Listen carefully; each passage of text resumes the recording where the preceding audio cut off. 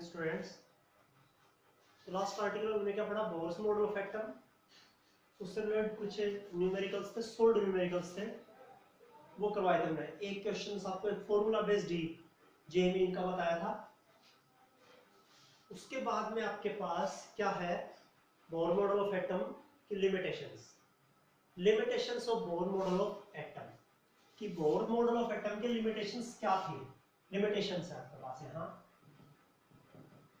Limitations of Bohr's model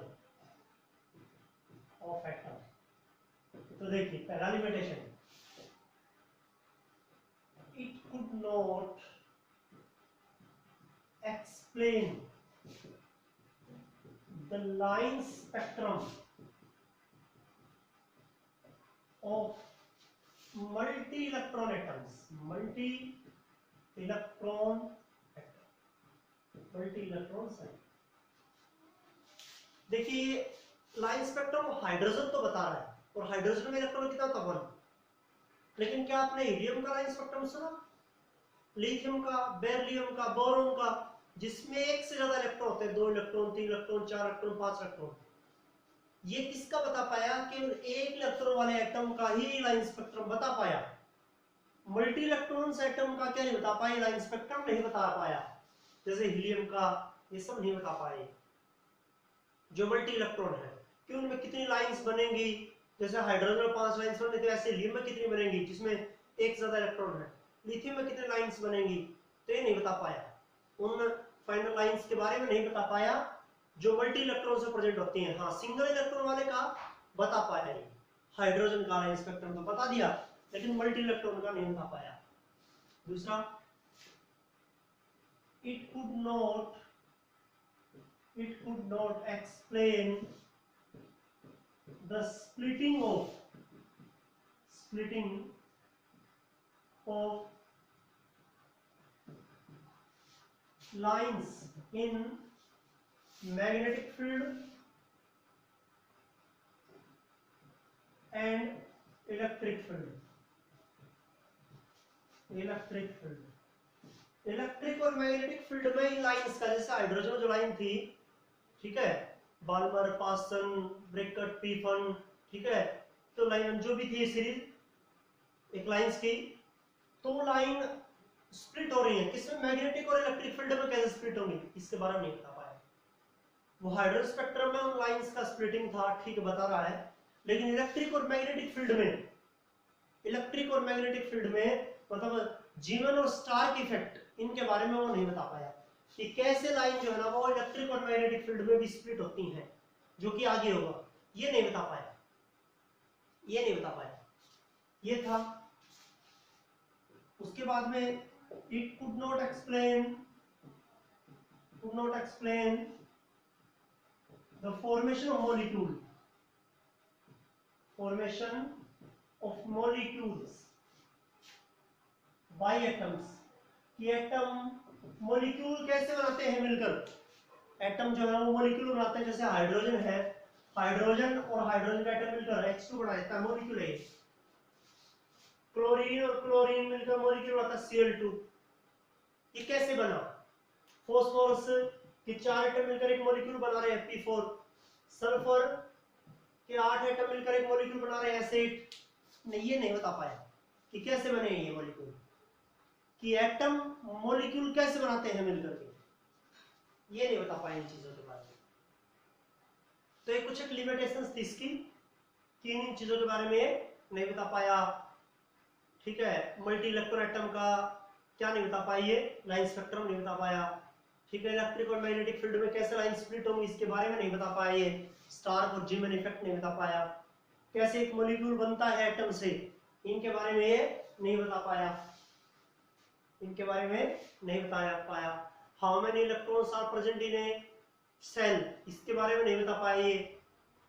इसके बारे में उसने सेल की एनर्जी तो बता दी, ऑर्बिट के एक स्टेट उसकी एनर्जी क्या होगी, ठीक है, लेकिन उस सेल में कितने इलेक्ट्रॉन्स हैं, distribution of electrons in a cell, it could not explain the distribution of electron in a shell। ये भी लिख सकते हैं आप लिमिटेशन में, एक सेल में कितने इलेक्ट्रॉन होंगे वहां प्रेजेंट, डिस्ट्रीब्यूशन कैसे होता है इलेक्ट्रॉन्स का, किस सेल में कितने होंगे, ये सब चीजें नहीं बता पाया वो,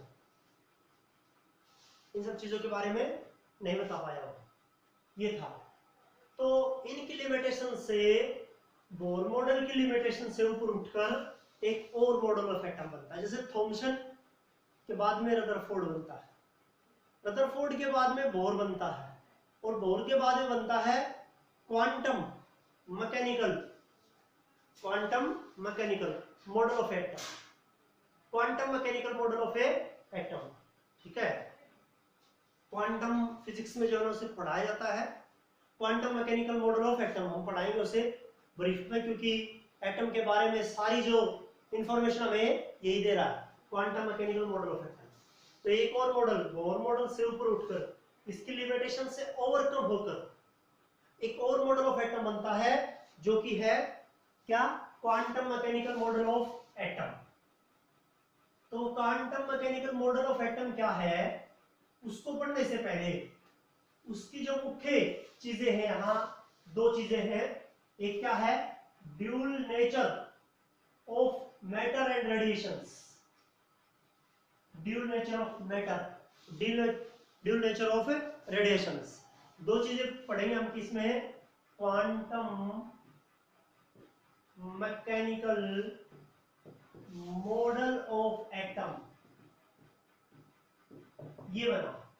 इसमें मुख्य जो चीज थी वो थी दो, पहले वो दो चीजें पढ़नी होंगी आपको। पहला क्या, ड्यूल नेचर या बिहेवियर भी कह सकते हैं आप, dual nature of matter and radiations. Matter का भी और रेडिएशन का भी ड्यूल नेचर होता है, कैसा कैसा नेचर होगा बताएंगे आपको। ठीक है, दूसरी चीज हेजनबर्ग अनसर्टेनिटी प्रिंसिपल।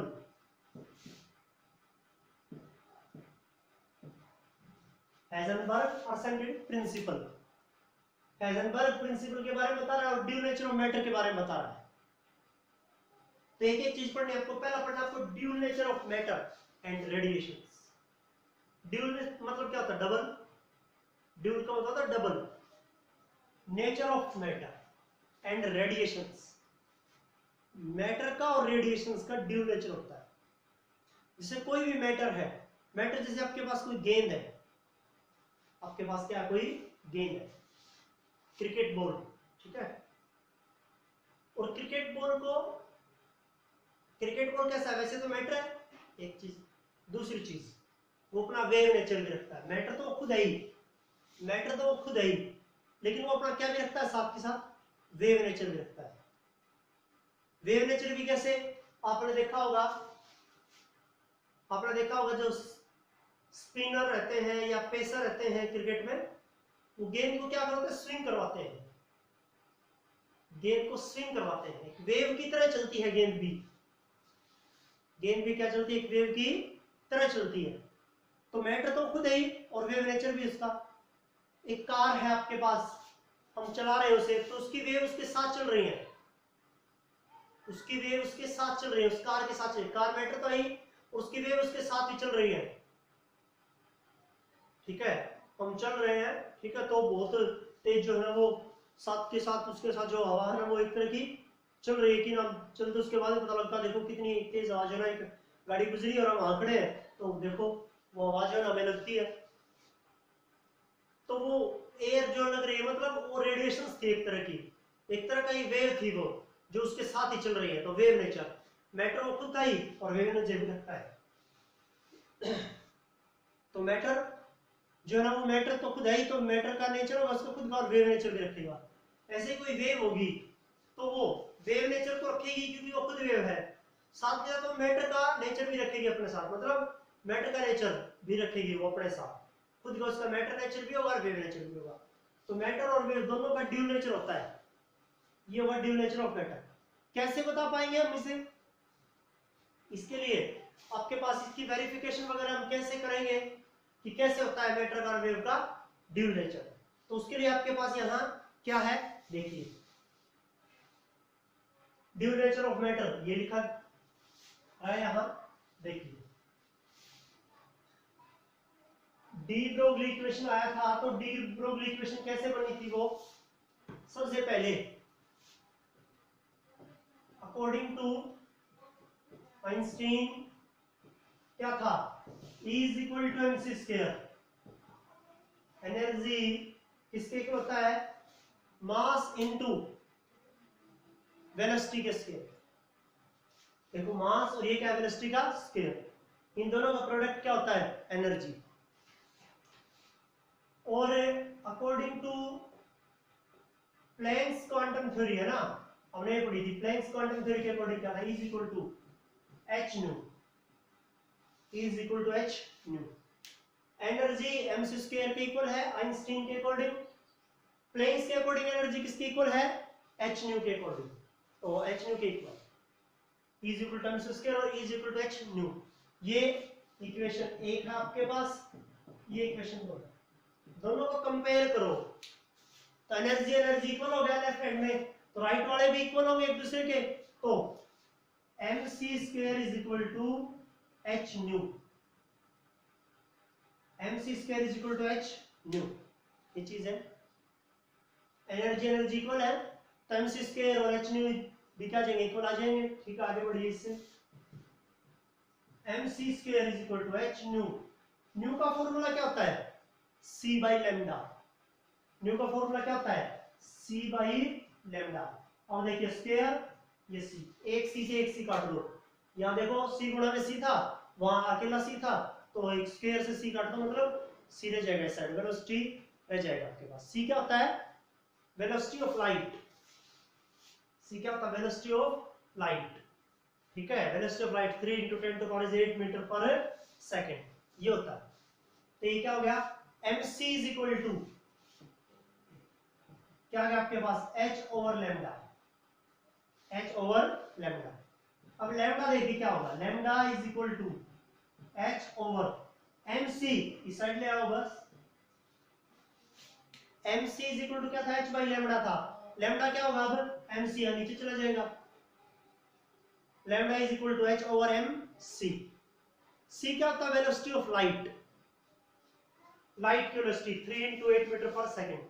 अब क्या वेलोसिटी लाइट की होती है,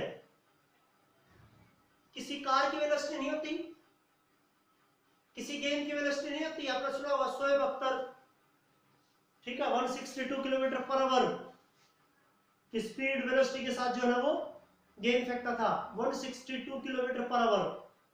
c क्या होता है, 3 × 10⁸ मीटर पर सेकंड, वो किस में है, किलोमीटर पर आवर में है तो वेलोसिटी ही है, तो स्पीड एक तरह की बस। तो c ये क्या होती है, तो होती है बस स्पीड ऑफ लाइट।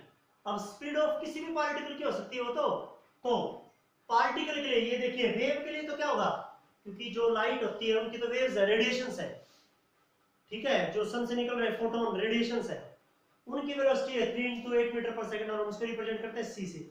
अब मान लीजिए यहाँ कोई कार हो, ट्रक हो, गेंद हो, कुछ कोई भी चीज हो, शेर हो, ह्यूमन हो, उसकी भी स्पीड होती है, दौड़ देगी, तो c की जगह पर आप क्या लिखेंगे, आप c तो होगा किसके लिए, वेलोसिटी ऑफ लाइट, मतलब वेव के लिए, तो वेव के लिए c हो गया आपके पास। और मान लीजिए वो क्या होता है, पार्टिकल, तो पार्टिकल के लिए क्या लिखेंगे, lambda is equal to h over m। c की बजाय क्या आ जाएगा, v आ जाएगा, v stand for velocity. c तो क्या होती है, वेलोसिटी ऑफ लाइट, और ये v क्या होता है, वेलोसिटी ऑफ पार्टिकल, वो सॉरी वेलोसिटी ऑफ मैटर कह लीजिए, पार्टिकल कह लीजिए, गेंद की, ट्रक की, कार की, एयरप्लेन की, शेर की, स्नैक की, वो सब चीजें। v क्या होगा, वेलोसिटी ऑफ मैटर। तो लैम्डा इज इक्वल टू क्या गया, h ओवर m v। वैसे तो लैम्डा वेव के लिए पढ़ा आपने, वेवलेंथ क्या होता है, वेव के लिए वेवलेंथ, वेवलेंथ का फॉर्मूला क्या होता है, इसका वेवलेंथ का फॉर्मूला क्या होता है, c by new, c by new, velocity over frequency, velocity over frequency, ये तो होती है वेव की वेवलेंथ, रेडिएशन की वेवलेंथ। और ये वेवलेंथ किसकी, lambda is equal to h और mv, ये किसकी है, पार्टिकल की, तो ये किसके लिए, वेव के लिए। ये बता रही है वेव नेचर को, वेव के लिए वेवलेंथ का फॉर्मूला क्या होता है, characteristics of wave, electromagnetic wave theory वगैरह में आपने पढ़ा, c बाई न्यू। और किसके लिए, मैटर के लिए मैटर का नेचर कैसे दिखाएगा? मैटर नेचर में वेवलेंथ क्या होगी? Lambda is equal to h over m v। ये भी देखिए वेवलेंथ है, h Planck's constant, m mass उस मैटर का और वेलोसिटी उस मैटर की। और वेव हो तो c बाई न्यू, उसकी वेवलेंथ क्या होगी? वेलोसिटी उसकी और फ्रीक्वेंसी वेव हो तो। ये देखिए ये था आपके पास ड्यूल नेचर ऑफ मैटर। क्या था? वेव नेचर भी और मैटर नेचर भी। ड्यूल नेचर ये कौन बता रहा था? ये किसके अकॉर्डिंग थी इक्वेशन? ये है de Broglie equation. De Broglie equation, ये डी ब्रोगली इक्वेशन है। Lambda is equal to h over m v, और भी क्या लिख सकते हैं इसे? Lambda is equal to h over m v. M v mass into velocity क्या होता है? Momentum p। एम वी क्या होता है? M v is equal to momentum. Momentum होता है mass into velocity. M v r क्या होता है? Angular momentum. तो एम वी की जगह आप p ले सकते हैं, p मतलब मोमेंटम, h ओवर p। ये था आपके पास dual nature of matter and radiations. ठीक है, कैसे पता लगा? देखिए वेवलेंथ आ रहा है c बाई न्यू, ये किसके लिए होता है? वेव के लिए होता है वेवलेंथ। और ये वेवलेंथ h ओवर mv, ये पार्टिकल का, मैटर का होता है क्या? वेवलेंथ। दोनों का वेवलेंथ। तो देखो वेव का भी होगा वेवलेंथ और मैटर का भी होगा वेवलेंथ। इसका मतलब है कि कोई भी मैटर या कोई भी रेडिएशंस दो तरह का नेचर रखेगी, मैटर का नेचर भी और वेव का नेचर भी। ये था ये डी ब्रोगली इक्वेशन। कैसे बना? आइंस्टीन के अकॉर्डिंग, प्लैंक्स के according, E is equal to m square, E is equal to h nu. दोनों को कंपेयर मतलब इक्वल किया है, E is equal to E times square is equal to h nu. ये रहा देखिए, न्यू की जगह पर क्या होता है? न्यू की जगह पर क्या लिख सकते हैं आप? c by lambda. c से c कैंसिल हो जाएगा यहाँ से, ठीक है। mc is equal to h by lambda, और लैम्डा क्या आ जाएगा फिर? h ओवर mc आ जाएगा। c की जगह पर आप c पे वेलोसिटी ऑफ लाइट होती है, तो वेलोसिटी ऑफ मैटर क्या होता है? v होता है, v से रिप्रेजेंट करते हैं उसे, h ओवर mv। बस ये था। mv को क्या लिख सकते हो आप? मोमेंटम। ये था मैटर का नेचर और वेव का नेचर, कि कोई भी मैटर जो है या वेव है वो दो तरह का नेचर रखता है, मैटर नेचर और वेव नेचर। ये था आपके पास। अब काम क्या करना आपको? लिमिटेशंस ऑफ बोर मॉडल हो गया, ड्यूल नेचर ऑफ मैटर, इससे आगे हाइजेनबर्ग होगा, लेकिन इसके बीच में बिल्कुल इजी न्यूमेरिकल्स है यहाँ एनसीईआरटी के सोल्ड, वो आपको करने हैं खुद से। एनसीईआरटी के सोल्ड न्यूमेरिकल इन फॉर्मूला से रिलेटेड जो मैंने बताए हैं, इससे lambda is equal to h over mv से, ठीक है, या काइनेटिक एनर्जी का फॉर्मूला क्या था? हाफ mv स्क्वायर, क्या निकल जाएगा उससे? v आ जाएगा। v आने के बाद में आपको जो भी निकालना हो, वेवलेंथ निकालना हो, h ओवर m होता है, v निकाल लो, आ जाएंगी चीजें आपके पास, ठीक है। तो जो जो चीजें आपको निकालनी हो, देखिए सोल्ड न्यूमेरिकल्स हैं, बिल्कुल इजी न्यूमेरिकल्स है, बिल्कुल इजी, सीधा फॉर्मूला लग रहा है, सीधा फॉर्मूला लग रहा है, वो कुछ नहीं है। तो आपको ये काम करना है, ये काम आपका, ठीक है। Quantum mechanical model of atom की दो चीजें पढ़नी पहले जरूरी है उससे, और वो पहला था dual nature of matter and radiations, और दूसरी चीज है हाइजेनबर्ग। तो ड्यूल नेचर ऑफ मैटर पढ़ लिया आपने, उसके बाद में हाइजेनबर्ग होगा। इसमें जो सोल्ड न्यूमेरिकल्स है वो आप करिए, बहुत इजी है, इसलिए मैं आपके हिस्से में छोड़ रहा हूँ। ये है आपके लिए, ये काम आपको करना है।